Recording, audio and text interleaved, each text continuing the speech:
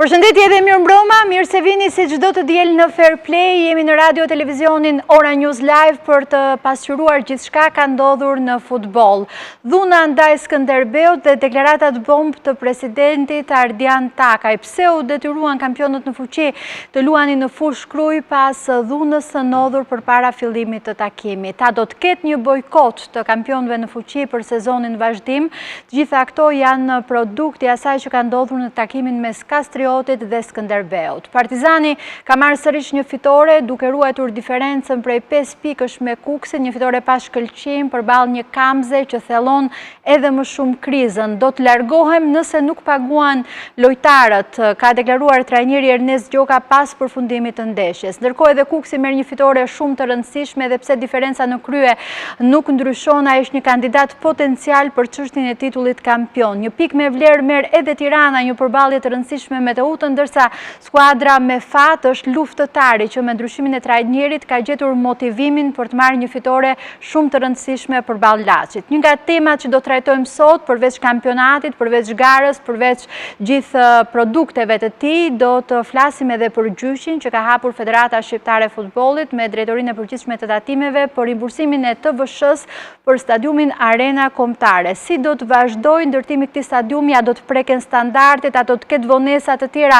për të parë stadiumin më të rëndësishëm të futbollit shqiptar këtu në kryeqytet, si janë marrëdhëniet e Federatës së Futbollit me qeverinë pas takimit që dhe kryeministri ka bërë me drejtuesit e UEFA-s dhe a ka patur krisjet cilat kanë ndikuar tek fakti dhe tek produkti që kemi. Gjitha këto do t'i trajtojmë me të ftuarit në mbrëmjen e sotme, po nis prezantimin me zotin Ramadan Ndreu, drejtori menaxhimit tek skuadra e Kuksit. Përshëndetje, zoti Ndreu, mirë se vjen në panelin ton. Zoti Bardhyl Mingjozi, antar i komitetit ekzekutiv në Federatën Shqiptare të Futbollit, por njëkohësisht edhe administrator i Arenës Kombetare. Përshëndetje, zoti Mingjozi, mirë se vjen në panelin ton. Zoti Engin Ferit është menaxher sportiv dhe drejtor sportiv në klubin e futbollit Vllaznia, një i huaj që ka marrë në dorë fatet e shkodranëve për të rikthyer në Superligë, po jo vetëm kaq, për të ndërtuar një skuadër në standardet europiane. Përshëndetje, mirë se vini në panelin ton në mbrëmjen ton sportive. Profesor Doktor Artan Shyti, prorektor në Universitetin Marin Barleti, i përhershëm në panelin ton të Fair Play. Përshëndetje, profesor. Tami Kona, gazetar sportiv dhe analist e njohur. Përshëndetje Tami, mirë se vjen dhe këtë mbrëmje, dhe profesor Xhevdet Zekaj, opinionist dhe analist sportiv. Përshëndetje Gjoda. Në studion paralele kemi specialistin e gjykimit Albano Janku, i cili rikthehet pas një mungese për të ndarë me ne mendimet në lidhje me rastet e diskutueshme në takimet e javës së 20 të Superligës. Përshëndetje, mirë mbrëma Albano. Mirë mbrëma panelit. Shikojmë edhe grafikisht atë që ka ndodhur në këtë javë, jemi gati në fillim të fazës së tretë kampionatit, gjërat po ndryshojnë dita ditës, jo në klasifikim, por dhe në përbërjen e skuadrave. Periudha e janarit ka bërë ndryshimet e saj. Këto janë rezultatet e kësaj jave me takimet që kanë nisur që ditën e premte. Regjia me njëherë ka servirur këtu në studio për t'i kujtuar sërish. Tirana Teuta 1-1. Kastrioti Skënderbeu 2-1, Flamurtari Kuksi 1-2, Laçi luftëtari 0-2 dhe Kamza Partizani 0-1. Në klasifikimin e përgjithshëm vazhdon të kryesojë Partizani. Skuadra e kuqe merr sërish një fitore të rëndësishme sot në Kamës për të blinduar pozitat e saj në krye të tabelës në kuotën e 43 pikëve. Është skuadra e Skëndergegës, Kuksi 38, Teuta 35, Laçi 31, Skënderbeu 30, Flamurtari 29, Tirana 21, luftëtari 20 në zonën e ftohtë me Sura, shkëmbejnë vendet Kastrioti 16 në fund Kamza në kuotën e 15 pikëve. Do të shkojmë fillimisht në fushkruj, aty ku askush nuk e prisë në fakt edhe fitoren e Kastriotit, edhe pse edhe një javë më parë skuadra e Bledar Devollit mori një fitore të rëndësishme pa ja zbeur vlerat fitores së Kastriotit në një përballje të rëndësishme, siç ishte me kampionët në fuqi. Nuk ishte e lehtë për Kastriotin të merrte fitore, por edhe për Skënderbeun nuk ka qenë as pak e lehtë që të përballej me kushte të vështira. Dhunë ka patur përpara se të fillonte takimi dhe sigurisht edhe acarim dhe gjendje jo optimale për lojtarët e skuadrës uqërve të Dëborës. Është fryti një pune që kemi bërë gjatë mini fazës përgatitore. Jam shumë i lumtur për ta djem, pasi ne sot treguam që kemi bërë një ndeshje të madhe ndaj kundërshtarit të madh. Jam i lumtur për ta djem, sepse punojmë mirë, punojmë me seriozitet dhe duhet të vazhdojmë me kokën poshtë, duhet të punojmë çdo ditë në stërvitje sepse nuk të vijnë rastisht të rezultate. Vazhdojmë me kokën poshtë, vazhdojmë punën edhe të dalim çdo ndeshje pastaj me kokën lart. Rikthehemi në studio, do të diskutojmë dhe do të trajtojmë çështjet që unë anonçova dhe pak më parë, por përpara kësaj ju kujtoj që jemi live në radio televizionin Ora News, por ju mund na ndiqni edhe në live stream në faqen tonë në Facebook Fair Play nga Angeleida Zeko, në radio televizionin Ora News, në rtv-ora.al, por dhe në faqet tona të Facebookut mund të dërgoni komentet dhe mendimet tuaja në lidhje me temat që do të trajtojmë. Çdo gjë do të publikohet live në mbrëmjen e sotme, ashtu si çdo të diel në Fair Play. Menjëherë do të kalojmë tek trajtimi i këtij momenti jo të këndshëm, por shumë të rrezikshëm për futbollin shqiptar siç është dhuna. Kishte kohë që na kishte munguar ky diskutim me besimin e madh që dhuna ishte zhdukur, por asnjëherë dhuna nuk mund të zhduket plotësisht. Si do të trajtonim këtë moment dhe pse mund të ketë ndodhur një gjë e tillë, Shyti? Do ishte mirë të flisnim për ndeshjen, për një ndeshje e bukur, me goxha rivalitet. Detyrohemi të flasim për një fenomen që ka ndikuar në ndeshje. Duam ne të presësh ekipin mik me të tilla, si thuaç, veprime. Natyrisht ne nuk kemi pse aludojmë që janë veprime të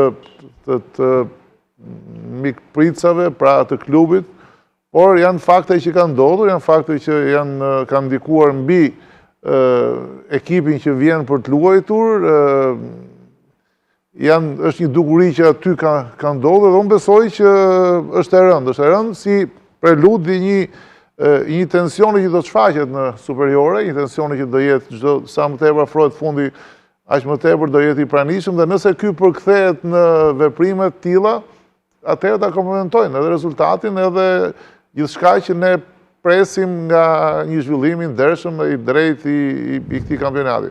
Unë kam përshtypjen që dikush duhet të jepte sqarime, duhet të jepte llogari, duhet të tregonte se çfarë ka ndodhur realisht, dhe flas për forcat e rendit që kanë detyrën që të ruajnë. U fol shumë që dhe forcat e rendit nuk ishin prezente në fillimin, përpara fillimit të ndeshjes normalisht, sepse kur ndeshja ka filluar çdo gjë ka shkuar krejt normal. Pikërisht për këtë po janë dy momente. Ne duhet besojmë tek fair play i njerëzve, po duhet natyrisht këtë ta mbështesim edhe me ata që janë institucionet që ruajnë ose garantojnë këtë fair play, garantojnë këtë sjellje të ndershme dhe të drejtë të atyre që janë mikpritësit, pra qytetarët e krujës, ose çdo qyteti që pret një ndeshje futbolli, e cila është një festë, është një aktivitet që duhet ngjelet brenda këtij konteksti, natyrisht ka interesa, ka tensione, ka historira marrëdhënies, nuk flas për këtë rast, po këto nuk duhet ndikojnë dhe nuk është mirë që ndikojnë në zhvillimin e një ndeshje. Unë kam përshtypjen që për mua Skënderbeu është ndjerë në presion, nuk marrë përsipër të përpunoj ose të diskutoj rregullore, më besoj që ndeshja duhet ishte shtyrë. Në fakt, vetë deklarata e presidentit Ardian Takaj për mediat ishte që ishte institucioni i futbollit federata që e ka detyruar të zhvillojë ndeshjen. Si do ta komentoni ty, zoti Minxhozi, këtë? Nuk e di se në çfarë forme mund të jetë federata që ta detyrojë që të luhet ndeshja. Vërteta është që edhe informacioni për këtë dhunë është akoma i pasbardhur plotësisht, qoftë nga organet e rendit, qoftë edhe nga informacionet që do i vinë në Komisionin e Disiplinës. Dhe unë mendoj që çdo gjykim i tanishëm është më shumë emocional se sa mbështetur mbi fakte, pa dashur të vejnë në diskutim asnjë lloj deklarate, qoftë Skënderbeut, qoftë edhe një ekipit mikpritës. Pa ajo që më bën përshtypje në këtë rast, parimisht, sepse është që kjo ka ndodhur një orë para ndeshjes. Pra nuk ka ndodhur për shkak të një orë gjys. Nuk ka ndodhur për shkak të dhënies ndonjë faule, nuk ka ndodhur për shkak që rezultati po shkon në favor të njërës apo tjetrës, dhe kjo e bën këtë ngjarje shumë më të rëndë, sepse duket si një gjë e përgatitur dhe krijon ashtu siç tha edhe tani një tension të panevojshëm, kur duke parë të ndeshjen, pavarësisht nga atje, duke është një ndeshje me një lloj kompeticioni, me konkurrencë etj. Kështu që Dhe unë mendoj që kjo është ngjarja më e rëndë që ka ndodhur në këtë sezon, dhe pa dashur sepse statistikat asnjëherë nuk, si thosh, nuk kanë një justifikim. Domethënë kur ndodh një ngjarje do ta shikojmë nga ana cilësore, do të gjejmë burimet, dhe unë shpresoj që Komisioni i Disiplinës me informacionet që do marrë masat e përshtatshme për të nxjerrë përgjegjësit kryesor të kësaj dhune të papranueshme në futbollin tonë. Do të shkojmë deri tek bojkoti i kampionatit, deklaroi Taka, është rast për të shkuar deri aty, dhe si shikon Zeka këtë veprim dhe këtë dhunë që ka ndodhur në Fushkruj? Si pari fare, duhet ta dënojmë dhunën dhe kemi përkrahur të gjithë. Natyrisht që me çfarë kemi patur mundësi kemi folur gjithsekush, paktën unë personalisht jam kundër dhunës. Pas asaj fillojmë të mendojmë në mënyrë logjike se çfarë ka ndodhur dhe si ka ndodhur nga ato që kemi lexuar. Sepse as media, as faktikisht nuk ka pamje, as vizive, as gjithë kemi parë çfarë ka ndodhur realisht. Së treti është që do fillosh tu, nëse do të kishte me të vërtet kaq dhunë të madhe, sa lojtarët s'ishin të gatshëm, dhe kjo dhunë do ndikonte në ndeshje, s'kishte pse futesh Skënderbeu, se u anullua Champions në Argentinë, se autobus, u ankuan dhe serbët se na goditi një fëmijë 12 vjeç për autobus. Së treti, policia ka një rregull fare të qartë, policia futet, merr pjesë për të mbrojtur skuadrat në momentin që thërret delegati apo organizatorët e kësaj. Në kushtet që ka qenë autobusi, ka qenë brenda rojës sigurisë të firmës të policisë private. Atëherë këtu ndryshon komplet që ti kemi të qartë, policia nuk kanë të drejtë të ndërhyj.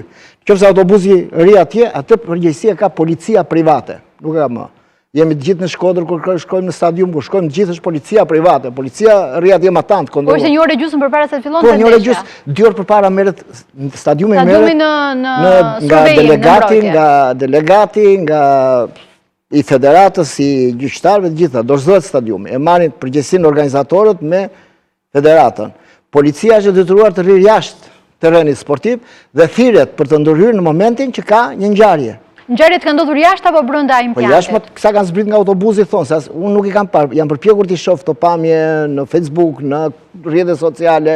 Realisht nuk janë publikuar pamje të tilla deri tani. Dhe nëse do të kishte me të vërtet, unë nuk e kuptoj tani, këtë gjithë kuptoj, nëse me të vërtet do të kishte një dhunë të tillë, e cila ndikon në ndeshje, apo ka ndikuar, ose të cilën federata ka dash ta fshe dhe i ka thënë Skënderbeu futu brenda luaj, unë them që ky është përsëri një e pa justifikueshme nga Skënderbeu, mbi jetën e lojtarëve, mbi gjendjen psikologjike e tyre, mbi shëndetin e tyre, s'ka kampionat që mund të zhvillohet në botë, jo në Shqipëri, akoma më shumë që jemi në mes të Europës. Kështu që është një ngjarje ndërlikuar, e pas bardhur mirë dhe kot që të krijojmë çfarë do hamendje. Kurse vet klubi Skënderbeus na gjithë ta lojtarë s'patën të bënin mundësi një video se celularët që nuk nxjerrin tani këto gjëra. Ne s'kem parë video asgjë. Dhuna është e patolerueshme, por kjo gjë s'ka pse të na habit kur ne pranojmë të luajmë ndeshje në një fushë si e Fushkrujës, kampionati. Le të shkojnë në Shkodër, le të shkojnë në Elbasan, të luajnë ku duan, ajo fushë, e kam thënë herë tjera duhet mbyllur. Ai është një fakt që kanë pranuar edhe vetë skuadrat. Zoti Ndreu, është një terren që ju e njihni shumë mirë, keni drejtuar shumë në ato lloj terrenesh, por gjithsesi dhuna kishte kohë që mungonte.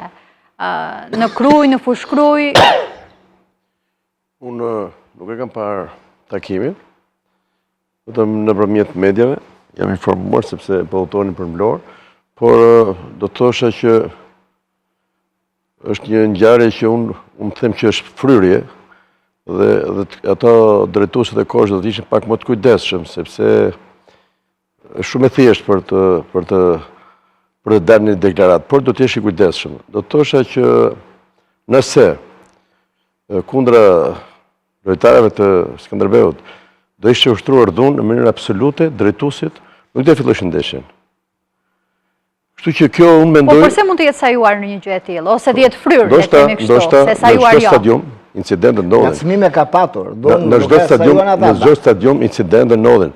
Një grup tifozë mund të kenë disa çuna që thjesht me sharje, po sepse e thatë dhe ju, aty s'ka një video. Asgjë s'ka, vetëm thjesht do thënë llafe në ajër, thonë kësaj.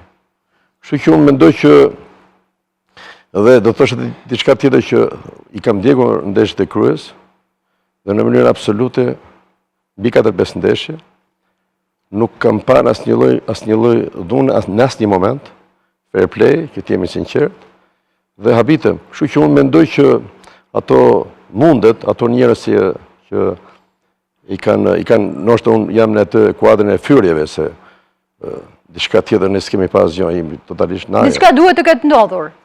Me që mund të ketë ndodhur. Me hipoteza, diçka mund të ketë ndodhur. Realisht ne nuk kemi qenë prezent atje, po nga komunikimet që kanë bërë edhe kolegët tanë në media, thuhet që janë sulmuar. Ne s'kemi, po qese do ishin sulmuar, dhe pretje dhe ofendime ka patur, kjo është nuk diskutohet. Dhunë fizike, psikike, ose dhunë në shtyrje, në ofendime, ka patur, këte thonë vetë të dy palët. Por dhunë që të mos shrunin do të lojtarë dhe mos futeshin të dy palët. Thot Koça, jo kryes, ka që tërë. Edhe mediat që kanë qenë prezent, edhe Skënderbeu vetë. Edhe lojtarët, personalisht. Po mediat që ishin prezent, nuk kanë një pamje vizive? E thash vetë ata. Po kjo nuk e justifikon dhunën. Unë mendoj që në moment që s'ke pamje,